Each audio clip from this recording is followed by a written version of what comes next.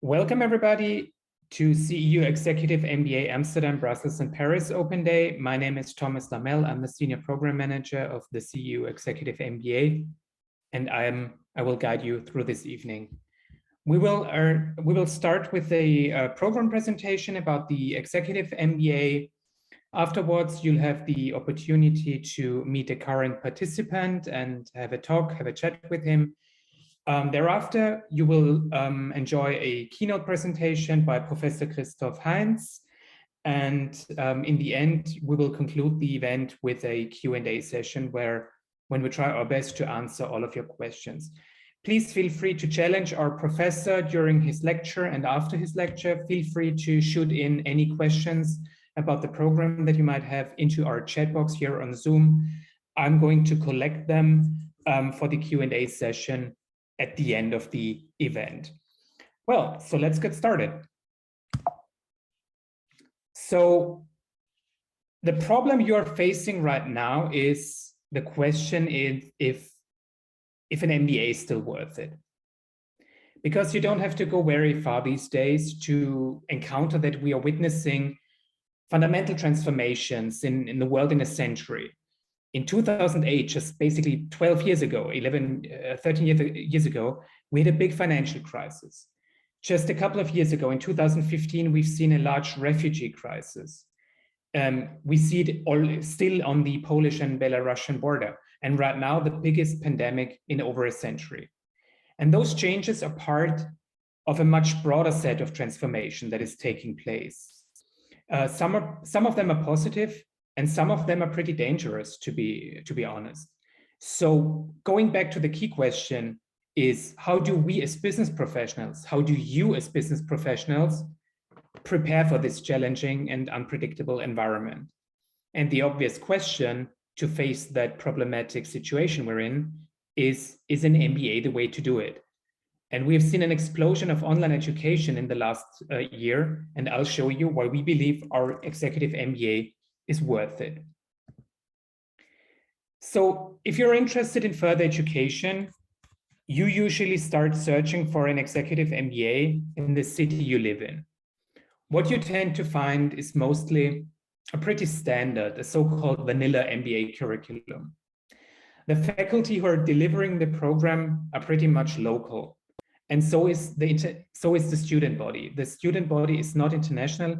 It's basically relatively local, and the number of international students is relatively low. Some programs in Western Europe can be quite expensive, starting at 80,000 euro or going up to 130,000 euro or even more. But a local program allows you not to leave your job.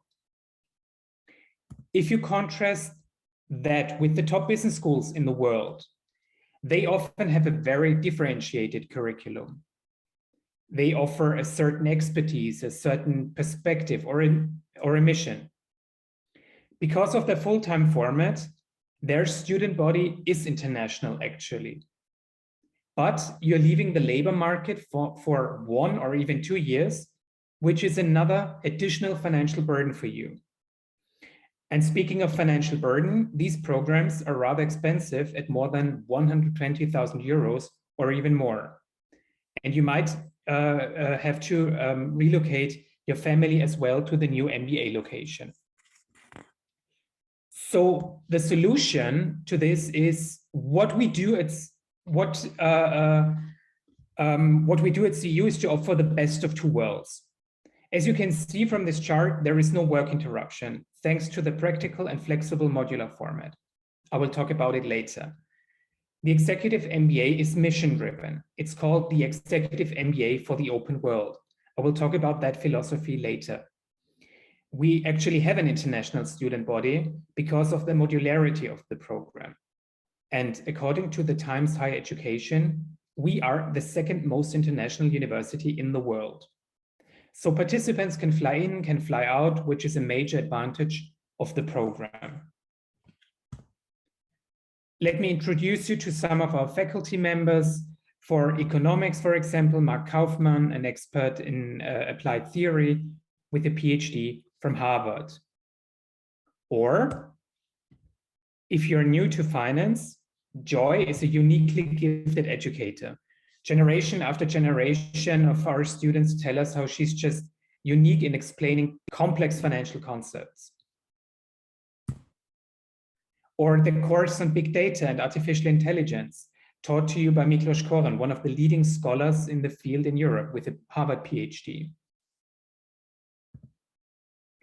Our faculty director, Maciej Kiszlowski, who is present tonight, is an expert on non-market strategy with a GSD from Yale, an MBA from INSEAD, and an MPA from Princeton. Or Professor Aisu Senius with a PhD from Florida. She's an expert in marketing, especially in emotional marketing. If you're already experienced in finance, you'll be placed in the advanced track course with Adam Sabadowski, a leading expert on complex investments with a PhD from Princeton. Or for leadership, Austin, our world-class psychologist with executive education experience on 4 continents. He will lead the way. Sophia Baranier, an expert on the future of work, an expert on automation, artificial and robotics with a PhD from LSE. For strategy, you'll have Yusuf Akbar, who has taught in more than 40 countries and advises leading Fortune 500 companies. And last but not least, for innovation, you'll have Mike Labelle, who holds the prestigious EU's Jean Monnet Chair.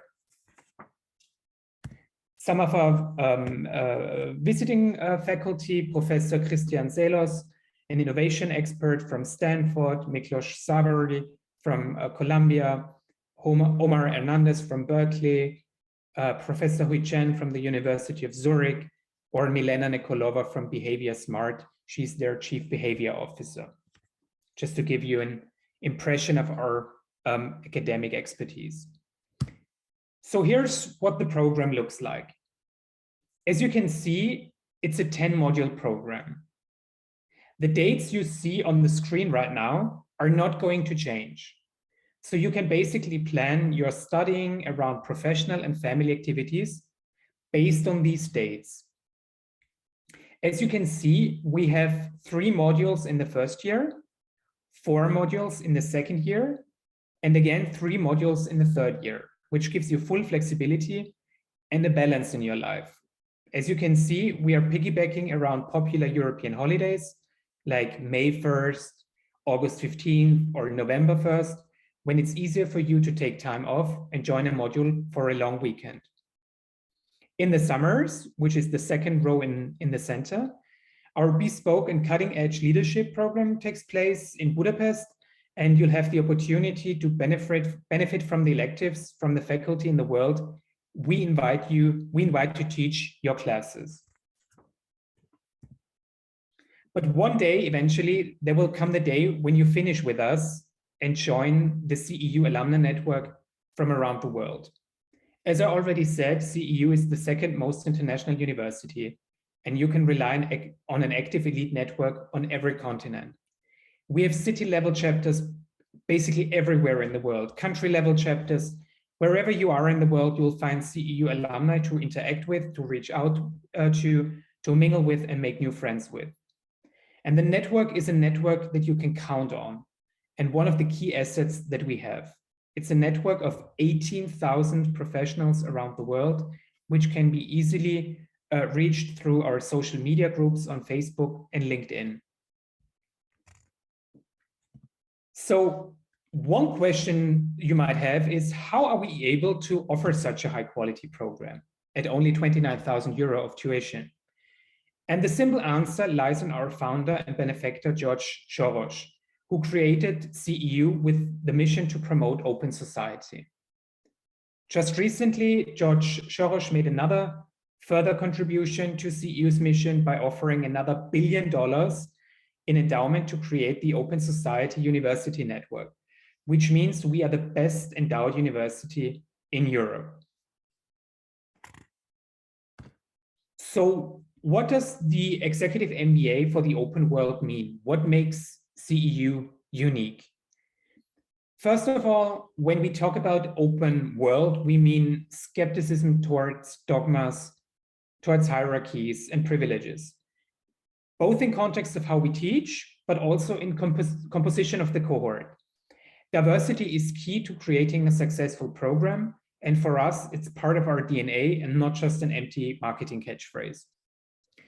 Secondly, we believe in debate and radical rational thinking. Every idea can be challenged. We believe in facts and arguments rather than narratives and fake news, because it's narratives and fake news that create the polarization we're facing in our societies these days. And we believe the best way to challenge this narrative-based discourse is to make arguments based on facts and realities, which is the hallmark of Karl Popper's definition of open societies. We are fundamentally opposed to all kinds of discrimination, and we actively promote diversity within our program. And the way we finance the scholarship means we create opportunities for people who traditionally have not been able to actually join executive MBA programs like this. And what distinguishes us from other programs the most is we see managers not just as people who deal with businesses or resources, but we also believe that managers go beyond that. We believe that managers are also positive change agents. So what does the CEU Executive MBA classroom look like? So the current cohort, currently we have 65 managers in the current cohort with an average of 14 years of work experience, including a minimum of 3 years of leadership or managerial experience. As you can see from this background image, we use state-of-the-art classroom technology and setups in order to facilitate discussion and interaction in class. We make use of case-based learning rather than traditional lectures that you would find in local MBA programs. So we want to take you, experts in your specific field, from this level of functional expertise to the strategic level, to the leadership level. Also, we offer top quality in our online learning experience. Every participant can choose to join online if traveling is difficult or for underlying health reasons, or if traveling is just difficult in these times of a pandemic. You have full flexibility to choose if you want to join online or on site. We have studio-grade microphones capturing the lecturers, but also your fellows, your participants, because we don't consider education as a one-way street going from the lecturer to the participant only. It's a two-sided street. It goes back from the participant to the lecturer as well, and there's a learning experience among participants, among your fellows. We've invested in large screens and high-quality cameras to capture, those moments and those debate interactions. And we have created physical virtual breakout rooms for support teams. Support teams are an essential part of the group work that you will be placed in, and we guarantee diversity with regard to support teams. You will not be placed in a support teams with people from the same linguistic background, with the same professional background, or coming from the same country, because we want to actively expose you to diversity. Because this is where the learning experience really kicks in, when you're exposed to new styles, new ideas, new approaches of decision-making, of solution finding. This is where you learn. Of course, we have created for these support teams personalized virtual backgrounds that you can see here. You can not just see the names and the faces of your fellows, you can also see the group colors, the coding, so you can see who belongs to which group. And this is very important for the 360-degree peer review, because you will be assessing your fellows and all your fellows will be assessing you at every module. Of course, we offer high-quality individual support on every level that you're with us, from the time of inquiring about an application to being in the program, to becoming an alumni, or to be an alumni ways back after you graduated. You will be part of this community. So tuition is 29,000 euro. We offer for the whole program, which includes all the credits. As I mentioned, we offer an online option, so you can participate online if travel is inconvenient or if you don't get a visa or because of any restrictions. We have, in order to defray other costs, we have negotiated special rates with partner hotels and discounts in partner hotels in Budapest and Vienna, and negotiated discounts with partner airlines like Lufthansa Group and Austrian Airlines. And we invite you to join the open world. The application deadline is March 27th, and the application starts online on our website. I strongly encourage everybody to apply as soon as possible because we have a first come, first served policy. And the sooner you apply, the sooner you're able to reserve your study seat. You're invited to book an individual one-on-one consultation with me to discuss your questions about the program or scholarships and to optimize your application. I will add the link in the Zoom chat later.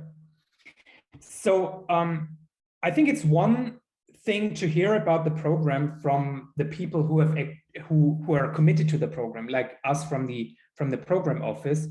But I guess it's another thing to hear about the program from people who are in the program actually.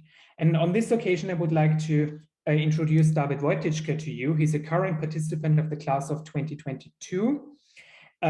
He's an anti-money laundering officer at the State Street Bank and the chairman of Pride and Friends Network. David, thank you very much for joining us tonight. If you could briefly introduce yourself, like what's your background, where you're coming from, and let's take it from there.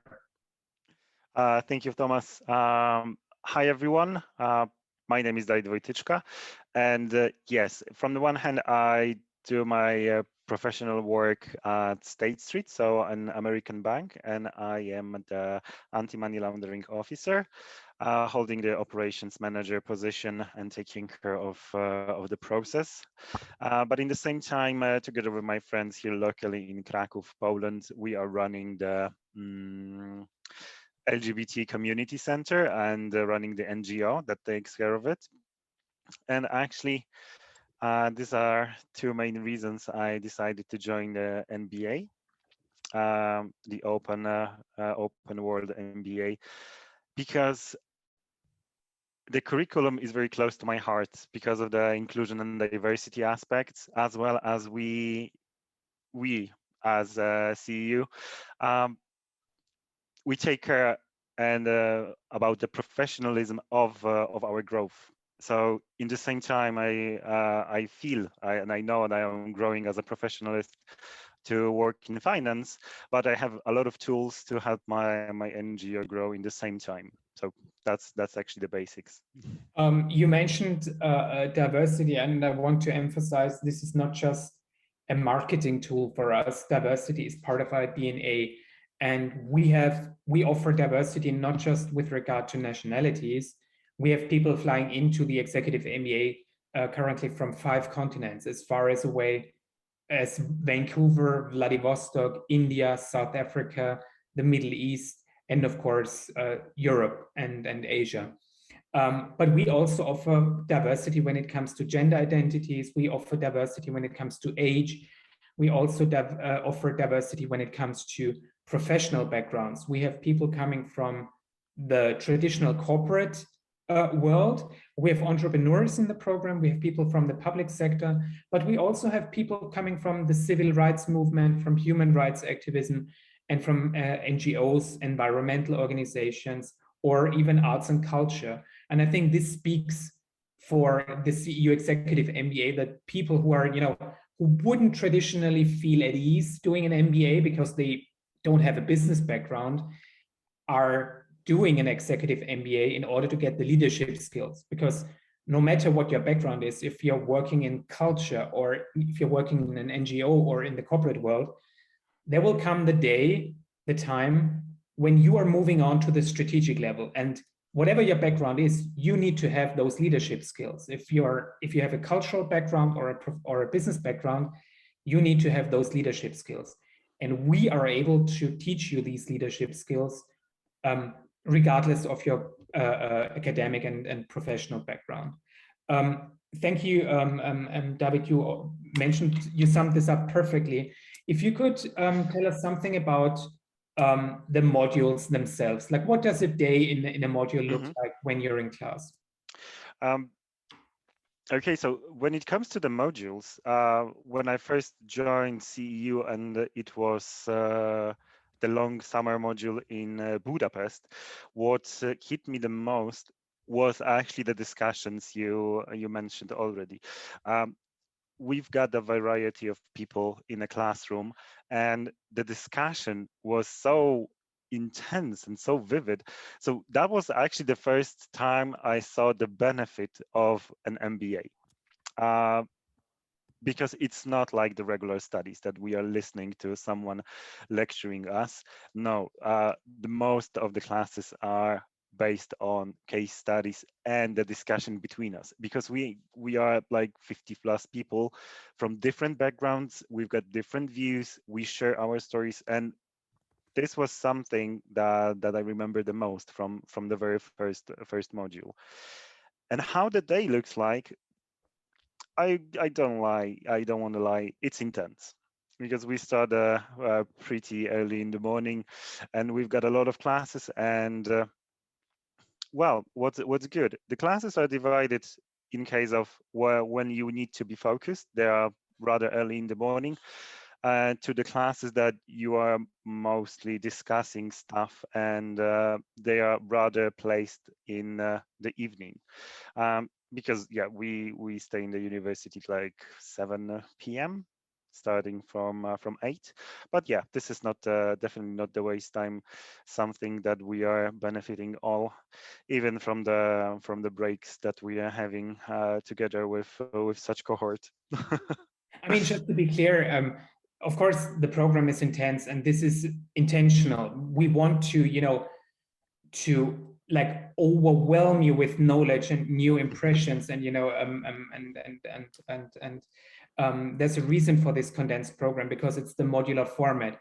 In a full-time format, of course, you wouldn't have like intense days because it's a full-time format, but thanks to the modularity of the program, you can do these modules over a long weekend, which are intense, of course, but they're manageable. I mean, I think that's the thing. They're manageable. Yeah. And once you're done with the module, you go back to your hometown and you're done with the module, of course, because you don't have to, come back 2 weeks later because of the modularity of the program. As I said, it's only three modules a year. So you go back and you can focus on your job again. Yeah, I think this that was actually the one thing that was a benefit for me to use this modularity, because yes, we have a couple of intense days, and then we work together on the assignments afterwards. But yes, this is definitely something I can join with my professional work and being an activist. So altogether, it makes a great combo of stuff I'm doing. And if it would be like every second week, I think it would be hard to devote such time in my schedule. And I think in many professionals couldn't be joining us. Good point. I mean, let's think this through. If you had a module like every 2 or 3 weeks, you might be able to manage it. But what would be the consequence of such a program? There wouldn't be any international students, because people from the US, people from India, they couldn't commute to this program like every 2 or 3 weeks because of time management and of course for financial reasons. So if you're in a full-time or part-time program, chances are high, as I already said in the beginning, that you are in a class with low international student body. But thanks to the modularity of the program, we can guarantee you an international student body with people flying in from 5 continents, from all different countries, and this adds up to diversity. David, I think the last thing I want to add is that all of participants and alumni, of course, have full access to university services like our alumni relations. If you need a specific contact, if you're looking for a specific content in a specific city or in a specific industry, if you just want to mingle with people in a new city, you can just reach out to our alumni relations department or our alumni groups on LinkedIn and Facebook, and they're happy to connect you and to connect the dots. And another example for our university services that is available to you is career services, career development, which you can use, of course, if you want to move on in your career, if you want to change your career. Our career services department is happy to help you, to support you, again, with contacts, but also with expertise and trainings and coachings and stuff like that. David, I think we need to move on to our professors part. Thank you very much for joining us tonight. You're the best. Good night to Poland, and see you soon in the module. Yes, thank you. Enjoy the time here. See you soon. Thank you very much. I would like to move on to the academic part of the night, to the keynote presentation by Professor Christoph Heinz. He's talking on the topic, are we reasoning our way to irrational choices? And Christoph Heinz has a master in mathematics from the University in Paris, a master in history and philosophy from the University of Cambridge, and a PhD in cognitive science from École des Hautes Études en Sciences Sociales au Paris. Christoph, you've got the floor. Thank you very much for joining us tonight. Thank you, Thomas, for the introduction. I am lecturing at the MBA. It's quite an honor for me to meet all these EMBA students. And today I will just give an illustration of the kind of work that I do and that I think is directly relevant to students at the EMBA. And more generally, as Thomas has pointed out, I work on, I'm a cognitive scientist, and I've been working on cognitive biases, among other things. When do people make mistakes? So the question that I will ask today is, are we reasoning our way to irrational choices?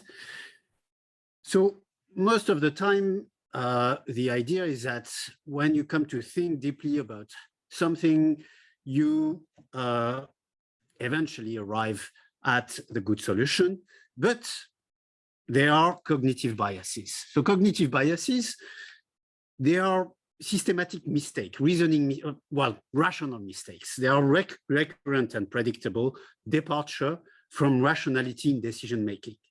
So you have a pretty good specification of what it is to take a rational decision. It is a specification that you might have seen in Microeconomics 101. This consists in maximizing expected utility. It comes with a formalism that is very precise and that enables to make some prediction. But these predictions, we see that humans' actual choice recurrently depart from those predictions. And the conclusion is that these humans have cognitive biases. They make systematic recurrent mistakes. The question then is, how can we account for these cognitive biases? It's not just which cognitive biases they are, but what are the underlying cognitive or psychological processes that account and lead to making those mistakes.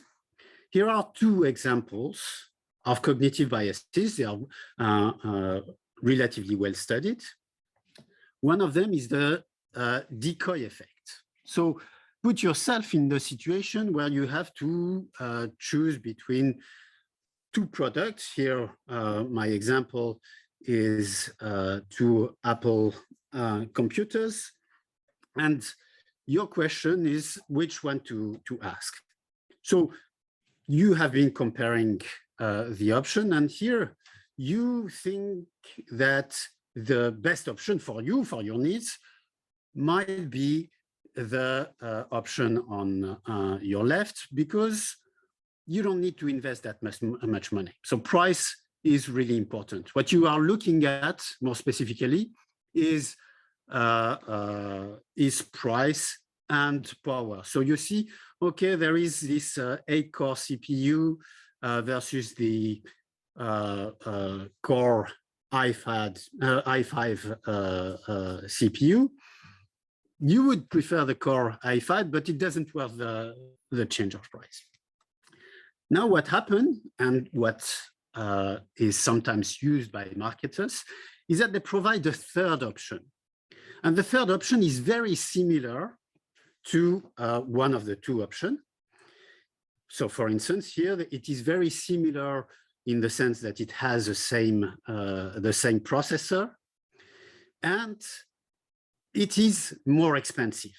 So here, in that specific case, there is always something that differs. In that specific case, you have a different storage, but the storage for you doesn't matter so much. So obviously, you prefer the middle option to the option that is on your right-hand side. You prefer the middle option, but here what happened is that the presence of this third option lead most people to nonetheless change their preference. So when you had only two options, you chose the Apple AM1 at 1,300 euros. But the fact that there is this third option lead you not to take this third option because you don't like it, but lead you to pay nonetheless for the middle option. So you are more attracted to the middle option, even if it is more expensive, because of the presence of a third option that is normally irrelevant. It's irrelevant because you're not interested in that option. So why this third option, which we call a decoy, has such an impact on choice? It should not, according at least to rational choice theory, because it doesn't change the expected benefit of the two previous options. This decoy effect is hard to document. You need to have some specific experiments where the decoy is indeed sufficiently similar to the other. Another example that actually happened, that is given by Dan Ariely, a leading figure in experimental economics, is with Harvard students or MIT students. And what they have is you have two conditions. One set of students, you propose the option of having the economists only paper or only online. And paper, no, sorry. No, you have option paper or paper and online. Okay, and of course, the paper and online is a bit more expensive than the paper only, but most people prefer the paper and the online only option. So you have the paper, the online. Most students, they don't want to pay the price for the paper, and so they go for the online, the online only. However, if you have a third option, where the option is paper and online, both of them at a higher price, then they switch to the more expensive. So here it is just a second example where you have a decoy, the presence of the decoy, where people are not willing to choose this option, but its presence nonetheless lead the participants to the experiment to change their option. I will give a third example, experimental example, in a few minutes. The other cognitive bias that I want to investigate, and that is in fact pretty relevant to leaders, is the sunk cost fallacy. The sunk cost fallacy, and here you have an image of a Concorde. It's also called the Concorde fallacy, is as follows. It is the idea. It comes from the tendency of people to escalate their commitment to a course of action. So because you have invested in an option, you will come to continue this action, this choice, in spite of evidence that tell you that it's not such a good option. So there are plenty of examples for that. The Concorde example comes from a real case study where the company had invested in the Concorde. Then they realized that the concurrent company was building a better option, a better product. So they had two options: either to give up, and then the cost, the prior investment was lost. But in view of the future benefit, it was a good option. So in spite of the fact that they failed to consider the future benefit and this new information that the concurrent had a better option, and continue to invest in the Concorde because they had invested so much. Their idea was not to lose the prior investment, but in fact, the prior investment should not be taken into consideration for a decision to be rational, to maximize the future benefit. It's only the future benefits that matter, not the past investment. So the sunk cost fallacy consists in failing to consider past cost as being sunk. You cannot recover them. It's not because you continue the project that you recover the cost. Another example, a political example, is with the Vietnam War, with the analysis that the politicians continued investing in the Vietnam War because so many people had died previously.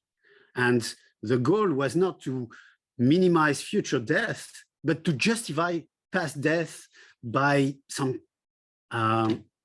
victory that in fact had very, very little chance to happen.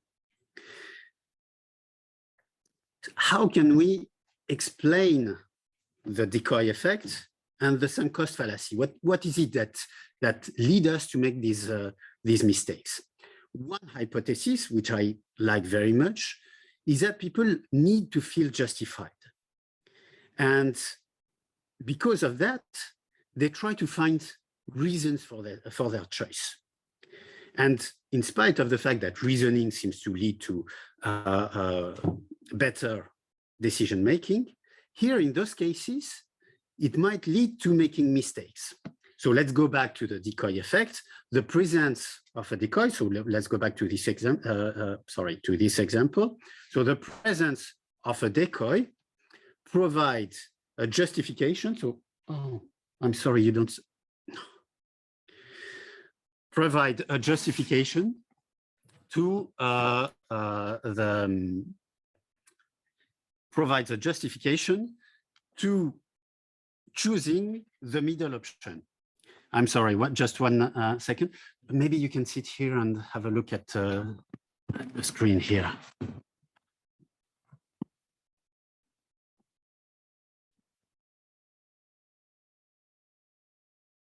Okay, so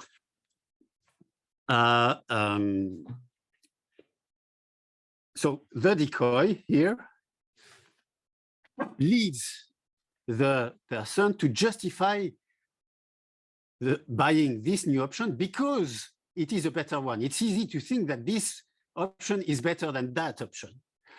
As a consequence, this option that is not easily justified is left out. Okay, so the idea is that with this justificatory decoy, you will change your preference. Okay, what about the sunk cost fallacy? An account of it is that you want to justify past investment. So in our situation, in our example, what you want to do is to justify the fact that you have made this past investment, and you fail to consider you fail to consider the new reasons, the new information. So in the Concord case, you fail to consider that the concurrent will anyway take the share of the market. Or you fail to consider that the Vietnam War is not worth continuing. What you have in mind, what is more important to you, is to justify your past investment. And you can do that only if you continue investing on this course of action. So in order to test these hypotheses about the underlying psychological mechanisms that lead us to making these mistakes, what I did was to run the tests and to investigate whether non-humans, chimpanzees in particular, would commit these fallacies, the sunk cost fallacy, and all would be sensitive to the decoy effect. Indeed, testing with non-humans allow to test whether it is indeed the need for justification that lead to those mistakes, because the assumption, or also my assumption goes, chimpanzees are not so interested in justifying themselves to others. Okay, it's especially humans who feel the need for justifications. So that's the assumption. To sum it up, you have several hypotheses for accounting, psychological hypotheses for accounting for the cognitive biases I have mentioned, the sunk cost fallacy or the decoy effect. Either this originates from mechanisms that are probably shared with other humans, and we will be talking about heuristics, so mechanisms that are here without looking at future cost and benefits. You just take some cue from the environment and you use those cues. So for instance, with the sunk cost fallacy, people and non-humans could have could put in place a heuristic, which is continue to invest in what you have invested initially. And it is a good heuristic because most of the time, continuing investing in the same choice is a good decision. So you might use those heuristics. Another possible explanation is loss aversion, which is a theory about how utility is calculated. Here, for those in the know, I'm talking about prospect theory by Kahneman and Tversky, developed by Kahneman and Tversky. And it has been documented that this way to form preference or to form utility was also shared with non-humans. So you have these hypotheses, these psychological hypotheses, and the other hypothesis that these mistakes are made because of the need to feel justified. And if that is the case, then also the hypothesis goes, we would not document the sunk cost fallacy and the decoy effect with non-humans. So here are the tests. First, for the decoy effect. In the decoy effect, first of all, you train chimpanzees to face a choice where there are 3 items. In that case, the 3 items are a carrot, a grape, and a piece of banana. In that situation, what happened is that the chimpanzees will despise the piece of carrot, and they choose, here in that case, they choose the piece of grape. Okay, so here what happened is that the chimpanzee points to the option, the piece of grape, and he can take the piece of grape, but he learned that he cannot, that he can take only one of the 3 options. That's the important aspect of the crucial aspect of the experiment. Now what we do is we give 3 choices, but we will give a decoy that is an option that nobody favors, but that will emphasize the benefit of another option. So here in that situation, what we have is that we have a decoy with, so we have 3 options with a big banana, a big grape, and a small grape. So here, the small grape is a decoy. Nobody chooses the small grape because there is the option of the big grape. And chimpanzees, they prefer to have more food than less food. Okay, so here we have a decoy, and the hope is that the decoy will have an effect and will lead chimpanzees to prefer the big grape because it is a decoy to the big grape. It's much better than the big grape, but it is hard to compare with the big banana. And we do the same thing with a decoy that is a banana. So we have a choice, big banana, big grape, small banana. And we want to see to what extent the decoy with the small banana will lead to favor the big banana option. Okay, so when you decoy the grape, you expect to have more choice on the grape. When you decoy the banana, you expect to have more choice on the banana. This is something that has been documented with humans. Do we have the same thing with chimpanzees? So here I'm listing the set of choices. This is, of course, the baseline condition. That is when there are only 2 options. And we want to compare also with 2 options. And this is a control condition where that I showed you when there are 3 options, but nobody likes the big carrot, but it doesn't work as a decoy because you cannot compare it with either grape or banana. Okay, so as scientists, we want to investigate all the type of options and to make sure that it is only one variable, the presence of a decoy, that will have an effect. So, did we observe a decoy effect or not? No, we didn't find any evidence for a decoy effect among great apes, in particular chimpanzees. And the conclusion that I have, and I hope that you will agree, is that the source of a decoy effect is human specific. And then the best explanation for these mechanisms to be present among humans, but not among non-human apes, is that it originates in the need to feel justified.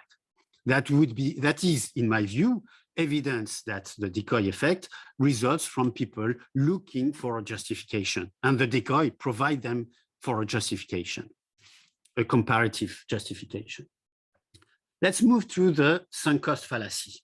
How can we test a sunk cost fallacy with non-humans? That was one of the first challenges to meet. And here is the protocol. You provide with both humans. So here, this experiment, we did it with humans and with non-humans, with chimpanzees, so as to make sure that we run exactly the same kind of tests. And we put humans and chimpanzees in front of 2 identical towers. And in order to get the reward, they have to crank the tower. So that they have to turn here and crank this object. And you see that brings the tray up the tower. And when it is up the tower, the participant or the subject, human or non-human, will be able to grasp the benefits. Okay, so here we have both a cost or an investment. It consists in cranking and a payoff. Here you can see it's grapes, and for humans it was money.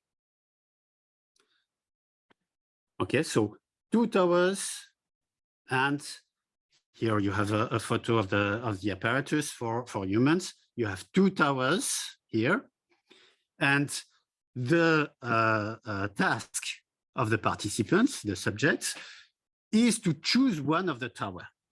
So to choose a ratio, a trade-off between the cost, that is cranking, and we made it especially difficult, especially annoying. So to crank the tower and to get the benefits. So we vary the benefits in the tower, and we vary the height of the tray so that participants face different type of trade-off between cost and benefits, different type of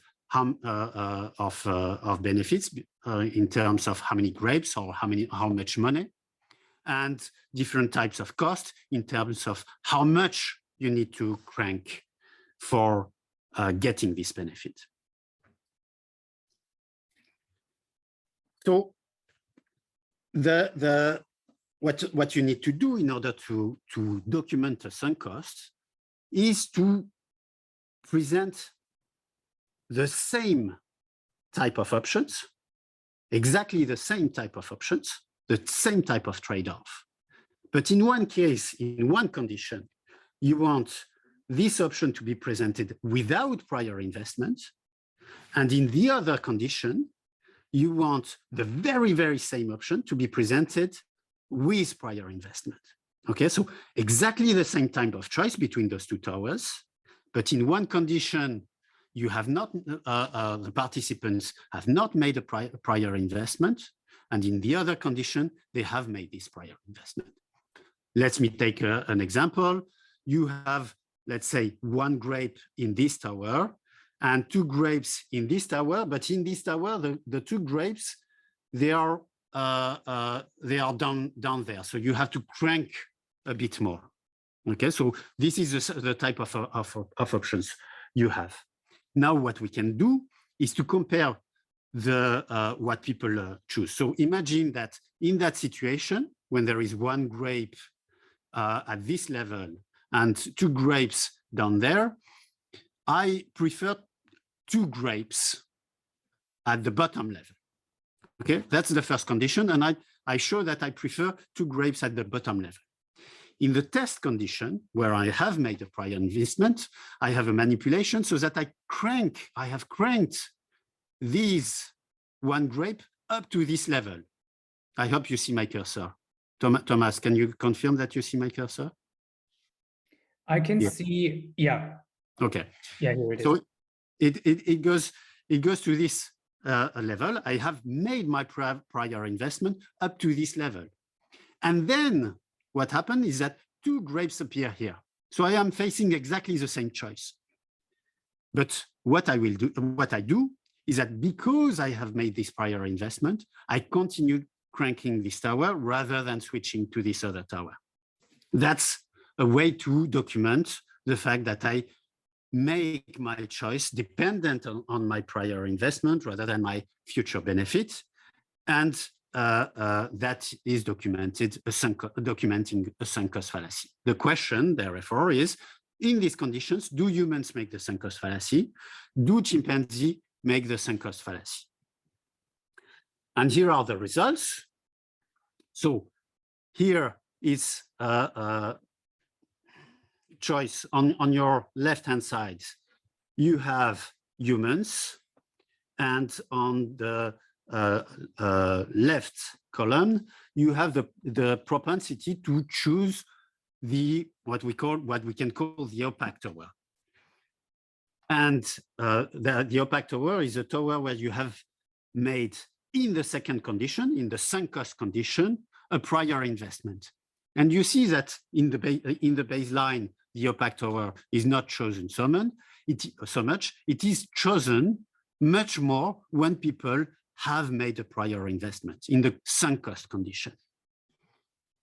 That means that we have documented the sunk cost fallacy for humans with this protocol.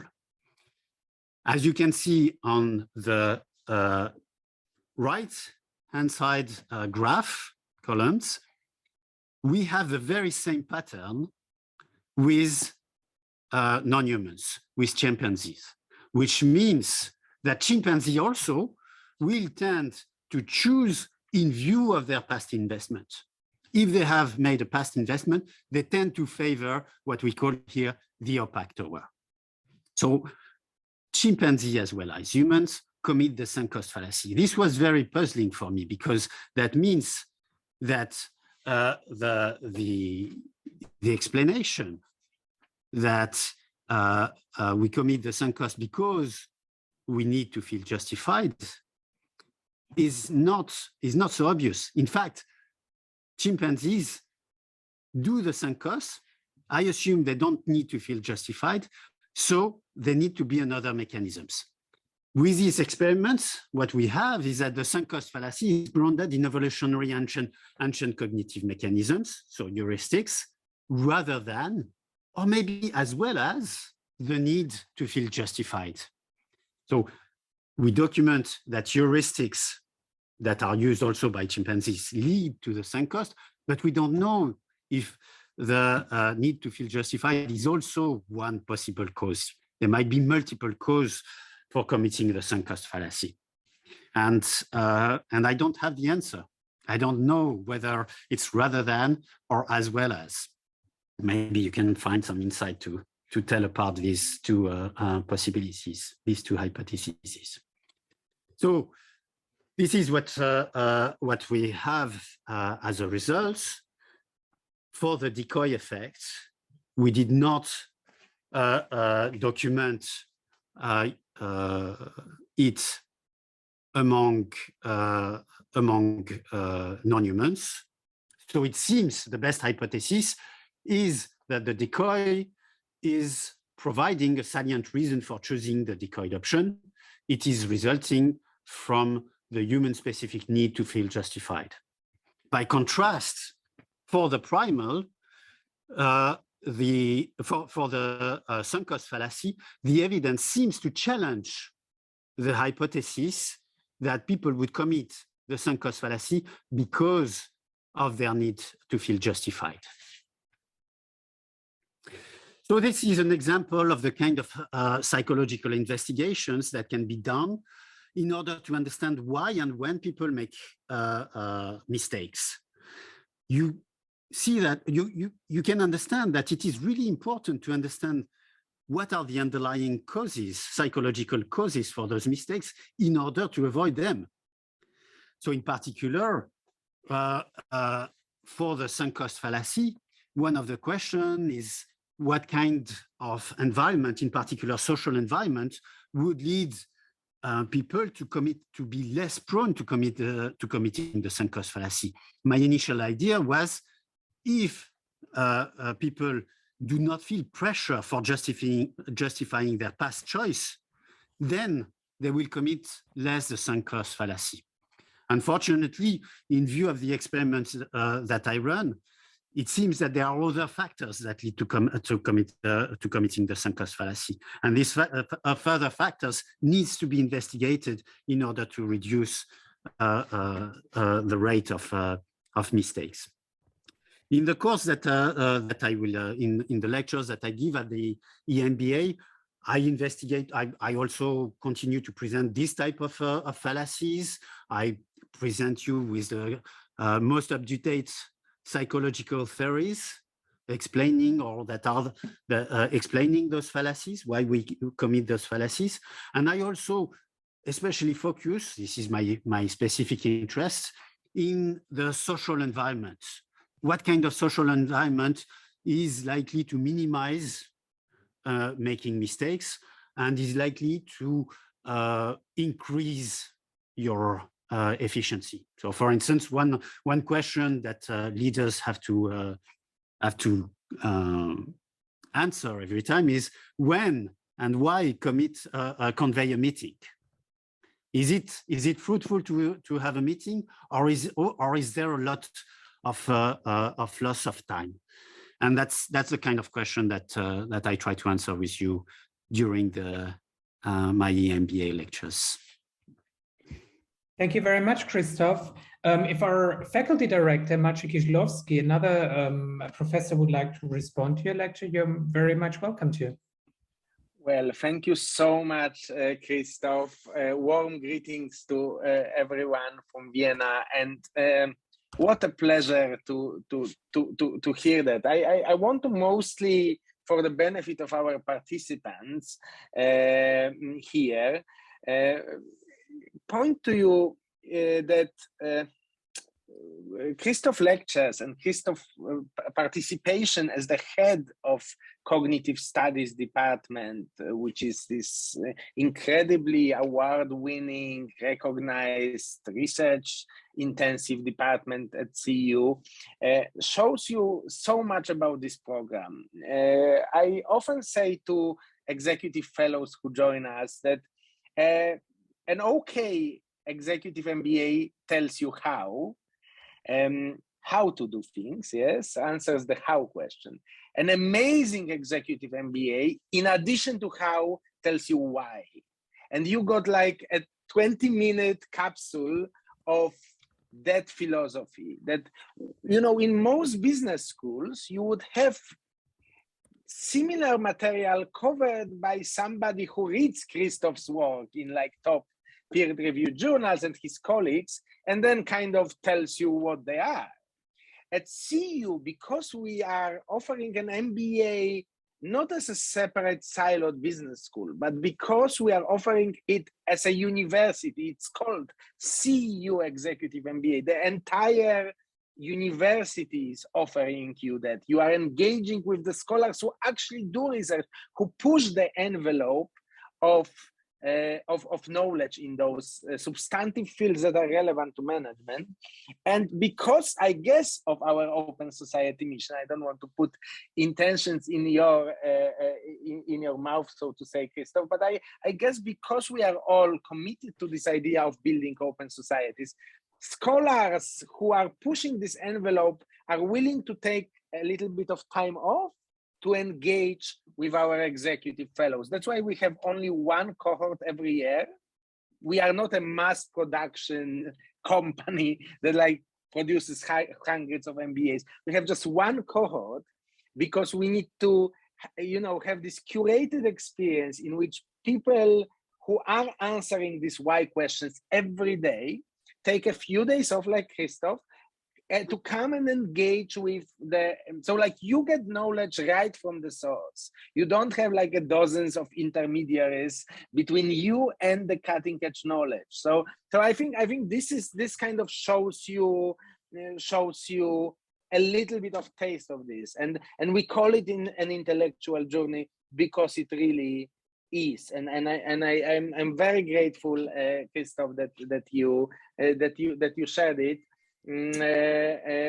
Thomas, we probably should answer some questions about the program because we have a lot of them I see in the chat. Yes, in view of the time, I collected your questions, and let's breeze through the questions. I think the first question is good for you, Maciej. The elephant in the room, which is COVID. What are our measures? What have we done against COVID implications on campus? Our philosophy here is very simple. We do everything that is in our power to make sure that if only you want to come on campus and have an on-site education, you can. We have, for example, we've been the first university in Vienna that roll out mass antigen testing. I know everybody now thinks like, oh, antigen testing, everybody, but like just a year ago, we were literally like the first institution that was rolling out antigen testing, yes? And we managed for this entire difficult pandemic to have only one fully online module when in March 2020, when it was basically legally impossible to do it on site. Every other module, there was an option to come. Now, a lot of people choose not to come to some modules and come to others because of their risk profile or travel or maybe even convenience, but you can, and we do everything possible so that you can come and do it safely. We are constantly exploring new ways of protecting you. We are up to date with research. This is an institutional effort, and the basic idea is this is not another Coursera. Coursera is very good in what it does, but we are. It's a boutique, personalized, very kind of high touch, high intensity. David was mentioning it very well. It's challenging it's exciting and it's personal, and we are doing everything possible to keep it despite COVID. Thank you very much. I would like to answer the next question, which is about the application process and application requirements. Let's start with the application requirements, because that's kind of the prerequisite in order to undergo the application process. So we expect you to have 8 years of work experience in any kind of profession, any kind of background, with at least 3 years of managerial or leadership experience. In addition to that, we require an undergraduate degree, a proof of English, which can be handed in later, and of course, documents like a CV, a motivational letter, references. That's as far as the formal criteria is concerned. Assuming that you have all these, that you meet all these criteria, and you applied, you will apply through our website. It's fully digital, fully online. You are asked to enter your personal data and to upload documents. And once your application has been completed and submitted, we will check it for completeness and correctness. We will invite you to an audio interview on Microsoft Teams, and you will be assessed in the interview based on a fixed questionnaire of 43, I think it's 43 criteria. So it's very transparent, it's very clear. We're not playing any mind games. We just want to take this opportunity to get to know you and get to know your motivation. And assuming that you pass this stage as well, you will be presented to our scholarship, to the admission committee. And assuming that you have their approval, you will receive an admission decision. So if you get the admission decision, you can be sure that you have been handpicked by the CEU Executive MBA Program Office, and that you really deserve this place and that you're among the best candidates. Maciej, the next question is for you. It's the question, are there any exams? What about the thesis? There are exams, but the exams are not scheduled during the modules. So the modules that you saw are just to exchange ideas, to engage with amazing scholars like Christoph. And exams are taken online after the module. So you have like 10 days to do an exam. Actually, I hope I'm not sharing too much, but in the spirit of open society, we had actually, I think, a Brussels or Amsterdam local who was supposed to speak as a student, Thomas. An Amsterdam local. Amsterdam local, greetings to people in Amsterdam. And he canceled because actually today is the last day of the fall exam period and he needed to take his exam. So David kind of helped us at the last minute from Krakow. Warm greetings to David. But yes, so you do it online at your own time slot, even if it overlaps with an open day. And once you start, you need to finish within 2 or 3 hours. Now, I also want to say that it's a small minority of courses that have exams, and usually like the early courses like finance or data. Most courses have projects, team projects, which you do in a team of 5, the so-called support teams, in which we put you in, and it's in itself an interesting experience, I think. Thank you very much. In view of the time, I would like to get to the last question. Usually that's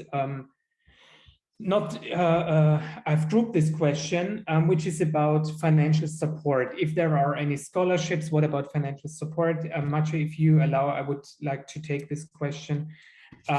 Yes, definitely we offer a variety of financial support. We're happy to provide that financial support because we don't consider scholarships as charity, but about investment in talent. And we offer basically 3 streams of financial support. The first way is the Open World Scholarship, which aims at people mostly coming from the NGO field or humanitarian field, but it's not exclusive to that field. because people who are eligible for this scholarship need to have achieved something of, breaking down barriers, dogmas, building up open societies. If you have managed to do that in a corporate setting, feel free to apply for it. And the second stream is the need-based scholarship, which is non-competitive. It only takes into consideration your individual income situation and the income level of your country, because it makes a difference if you're a marketing manager in Kiev or in Munich. The same position has different income levels, of course. So we take into consideration this as well. The third stream is the merit-based country-specific fellowships. We have one in Belgium for public affairs managers. We have one in France for, it's a diversity fellowship. We have international fellowships for female leaders, for LGBTIQ managers, for managers with a disability, and so on. I think the best way in order to get, the best advice on your scholarship decision would be to book a one-on-one consultation with me through our website. I'm sharing the link right now, because this is the perfect setting in order to give you individual advice on your individual situation, on which scholarship would be the best for you and where the chances are the highest for you to get it. Maciej, if there's anything you want to add to this question, unless I would like to conclude this open day, I would like to thank everybody. Would like very much, merci beaucoup, Christoph Heinz to Brussels. Thank you very much, David, to Poland. Thank you very much, Maciej, to Vienna. Thank you for joining us from Amsterdam, Brussels, and Paris, or online. Thank you very much and have a nice evening. Bye-bye. Good night.